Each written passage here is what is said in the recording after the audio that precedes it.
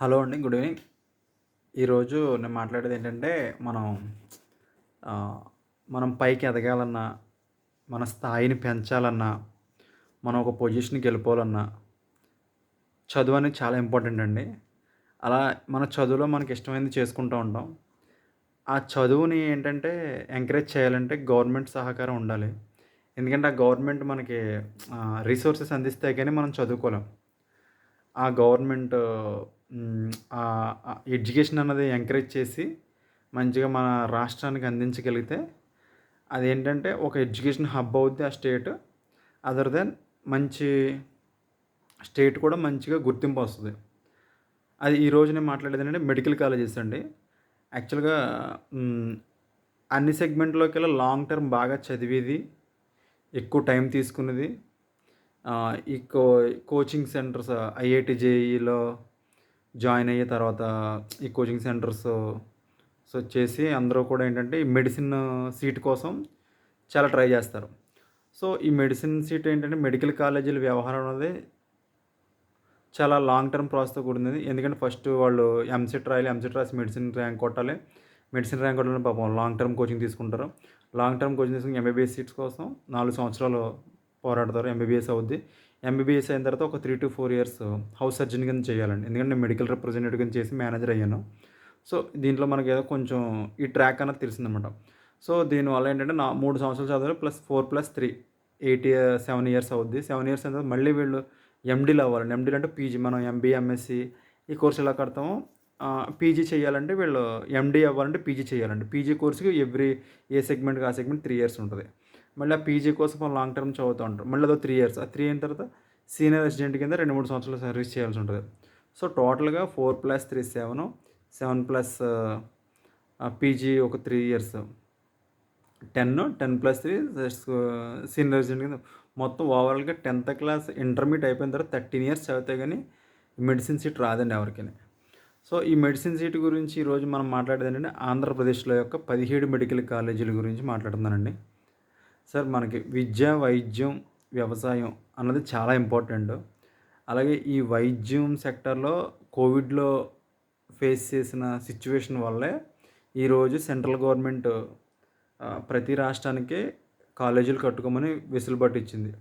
అందులో భాగంగా ఈరోజు 17 మెడికల్ కాలేజీలని ప్రతి జిల్లాకి ఒక్కొక్కటి ఇవ్వడం కేటాయించడం జరిగిందండి. పాత జగన్ గారి గవర్నమెంట్‌లో. సో, ఈ గ ఇందులో కూడా ఏంటంటే రెండండి. ఇందులో ఒకటి ఎడ్యుకేషన్ ఉంది. 2 హాస్పిటల్ వైద్యం కూడా ఉంది. ట్రీట్మెంట్ కూడా ఉంది. సో, ఎడ్యుకేషన్‌లో ఏంటంటే medical seats along with attached with hospitals అండి. ఇక్కడ ఏమవుతుందంటే దీనివల్ల మీరు మెడికల్ కాలేజీలు ప్రైవేటైజ్ చేయడం వల్ల ఫస్ట్ ఆఫ్ ఆల్ పేదలకే ఆరోగ్యం అందదండి. ప్రైవేట్ వాళ్ళు ఎలా చేస్తారో మీకు తెలిసిందే. ఆహ్, ఇష్టం వచ్చినట్టు ఫస్ట్ ఒక మాట చెప్తారు. తర్వాత కానీ ఇది గవర్నమెంట్‌కి ప్రాఫిటబుల్ అవుద్ది గానీ లాస్ అయితే కాదండి నిజంగా చెప్తున్నాను. ఎందుకంటే ఈరోజు ఒక సీటు బయటికెళ్ళి చదవాలంటే అసలు ఎన్ని కోట్లు ఖర్చు అవుద్దంటే అన్ని కోట్లు. అతను ఎండీ అయ్యి బయటకొచ్చేసరికి మినిమమ్ 4-5 క్రోర్స్ అవుద్దండి. ఒక ఎంబీ ఒక మెడిసిన్ చదవాలంటే ఒక పర్సను ఇంటర్మీడియేట్ తర్వాత మినిమమ్ 5-6 క్రోర్స్ అవుద్దండి. హాస్టల్ ఫీజు, అడ్మిషన్ ఫీజు మొత్తం అంతా కలిపి 5-6 క్రోర్స్ అవుద్ది. అంత పే చేస్తే గాని ఒక నార్మల్ డాక్టర్ అవ్వలేరండి అతను. అంత డబ్బున్నోళ్ళు. అలా ఈరోజు 17 మెడికల్ కాలేజీల వల్ల మన రాష్ట్రానికి ప్లస్ అవుద్ది గానీ, రాష్ట్ర ఆదాయానికి, ఖజానాకి గండిపడే అవకాశం లేదు. మీరు దయచేసి గమనించాలి. చదువుకున్న ప్రతి ఒక్కరు కూడా దీనికి అగైనెస్ట్‌గా మీరందరూ కూడా ఏంటంటే నారా లోకేష్ గారికి ట్విట్టర్ హ్యాండిల్ ఉంది. దాంట్లో నేనైతే పోస్ట్ చేశాను. ప్లీజ్ ఏంటంటే ఈ medical college privatisation PPP model అన్నది మీరు విరమించుకోవాలని చెప్పి నేనైతే ఆహ్, ట్విట్టర్ ఎక్స్‌లో పోస్ట్ చేశాను. నారా లోకేష్ గారికి, చంద్రబాబు నాయుడు గారికి. సో, ప్రతి ఒక్కరూ కూడా చదువు అనేది చాలా ఇంపార్టెంట్. ఒక ఫ్యామిలీని నిలబెడుతుంది. సో, దీనికేంటంటే ఆయనకి కూడా మీరందరూ కూడా ఒక రిక్వెస్ట్ రైజ్ చేసి ఈ ప్రైవేటైజేషన్ అన్నది ఆపాలండి. ఎందుకంటే గవర్నమెంట్ సెక్టార్‌లో ఉన్న ఇన్‌స్టిట్యూషన్స్ లేకపోతే ప్రైవేట్ సెక్టార్ వాళ్ళు ఇష్టం వచ్చినట్టు రేట్లేస్తారు. ఫర్ ఎగ్జాంపుల్ చూడండి ఆర్టీసీ రేట్ ఉంటది. 300, 400, 500లో అయిపోయే టికెట్ ప్రైవేట్ వాళ్ళు 900 రూ. 1000 ఏసేస్తారు. సో, ఇక్కడ ఈరోజు ఆల్రెడీ గవర్నమెంట్ కాలేజీలు అనేవి 80% అయిపోయినాయండి. 17లో 6 అయిపోయినాయి. మిగతా 4 రెడీగా ఉన్నాయి. ఇంకొన్ని అయిపోయినాయి. 80% on an average లెక్కేసుకుంటే 80-90% colleges are completed అండి. సో, అప్పుడు మన ఆంధ్రప్రదేశ్ అన్నది ఒక ఎడ్యుకేషన్ హబ్‌గా మిగులుతుంది. ఇప్పుడు ఆంధ్రప్రదేశ్‌లో ఎడ్యుకేషన్ హబ్ ఏంటంటే కాకినాడ. కాకినాడలో యాక్చువల్‌గా అసిస్టెంట్ ప్రొఫెసర్లు వీళ్ళందరూ ఎక్కువ ఉంటారు. కాకినాడ అనేది చాలా ఇంపార్టెంట్ అండి ఆంధ్రప్రదేశ్‌కి. అసిస్టెంట్ ప్రొఫెసర్లు బాగా చదువుకునేది ఏదైనా ఉంది అంటే అది కాకినాడే. తర్వాత విశాఖపట్నం, మిగతా ఏరియాలు వస్తాయి. కాకినాడలో ఎడ్యుకేషన్ హబ్ ఎక్కువ అండి. సో, ఇప్పుడు ఈ మెడికల్ కాలేజ్ అయితే నేనైతే వ్యతిరేకిస్తున్నానండి. ఆంధ్రప్రదేశ్‌లో అందరూ కూడా వ్యతిరేకిస్తున్నారు చదువుకున్నోళ్ళు. కాకపోతే పైకి ఎవరు మాట్లాడట్లేదు. చంద్రబాబు నాయుడు గారు మీరు తీసుకున్న డెసిషన్ అనేది వెరీ వెరీ బ్లండర్ మిస్టేక్స్ అండి. మీకోసం, మీ వాళ్ళ కోసం కొందరికి మాత్రం ఈ మెడికల్ కాలేజీలు కట్టబెట్టేసి, అలా ఏదో అద్దెకేదో రూపాయి అలా ఇచ్చేసేయడం చాలా చాలా తప్పండి. ఆంధ్ర రాష్ట్రాన్ని నాశనం చేస్తున్నారు మీరు నిజంగా ఈ విషయంలో మాత్రం. చదువుని వ్యాపారం చెయ్యొద్దు. Already Narayana schools, Chaitanya schools వల్ల చదువులు నాశనమైపోయి. ఎడ్యుకేషన్ మినిస్టర్ నారా లోకేష్ గారు మీరు ఈ విషయంలో మాత్రం వెనకడుగు వేయకపోతే మీ రాజకీయ భవిష్యత్తు శూన్యము. చదువుకున్నోడు ఎవ్వడో కూడా మీకు ఓటు వేయడు.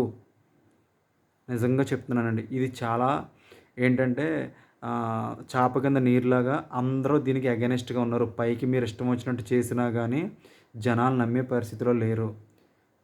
జనాలు మాత్రం అస్సలు నమ్మరు. ఈ ప్రైవేట్ కాలేజీల విషయం ప్రైవేటైజేషన్ ఆపాలి. మీరు గవర్నమెంటే నడపాలి. గవర్నమెంట్ నడిపితే దానివల్ల బెనిఫిట్ అవుద్ది. గవర్నమెంట్‌కి లాస్ ఏమి ఉండదు. ఎవరో మీరు అలా 66 సంవత్సరాలు ఎకరం రూపాయికి, ₹100కి అలా లీజ్‌కి ఇవ్వడం తగదు గవర్నమెంట్ సెక్టార్‌ని. సార్ ఎందుకు సార్ మీరున్నది సిస్టము? మీరు సిస్టమ్‌లో ఉన్నారు కదా! గవర్నమెంట్ ఎంకరేజ్ చేయకపోతే ప్రజల ఓట్లేసి గెలిపించింది ప్రైవేటైజ్ చేసేసి, రియల్ ఎస్టేట్ చేసేసి ఇలా చేద్దామనా సార్? నాకు అర్థం కావట్లేదు మీరు. ఎందుకు సార్ ఈ విధంగా? ఈ ప్రైవేటైజేషన్ వల్ల ప్రైస్ కంట్రోల్ అన్నది ఉండదు. ఇష్టం వచ్చినట్టు రేట్లు పెంచుకుంటారు. దయచేసి చదువుని వ్యాపారం, వైద్యం వ్యాపారం చేయొద్దు. డబ్బున్నోడు ఎలాగైనా బయట చేయించుకుంటాడండి. డబ్బున్నోళ్ళు కానీ లేనోళ్ళ కోసం మనది ఆంధ్ర రాష్ట్రంలో పేదలు ఎక్కువ. దయచేసి ఈ యొక్క ప్రైవేటైజేషన్ అన్న టాపిక్‌ని మెడికల్ కాలేజీలని విరమించుకుంటారని అనుకుంటున్నాను. దయచేసి ఫ్రెండ్స్ అందరూ కూడా దీనికి అగైనెస్ట్‌గా మీరు నారా లోకేష్ గారికి, చంద్రబాబు నాయుడు గారికి ట్విట్టర్‌లో, ఎక్స్‌లో పోస్ట్ చేసి చెప్పండి. దయచేసి don't privatise the medical colleges అని చెప్పి దయచేసి ప్రతి ఒక్కరు మెసేజ్ ఫార్వర్డ్ చేయండి. కనీసం అప్పటికన్నా వాళ్ళు కొంచెం తేరుకుంటారు దయచేసి. Thank you friends. Thank you so much. Bye.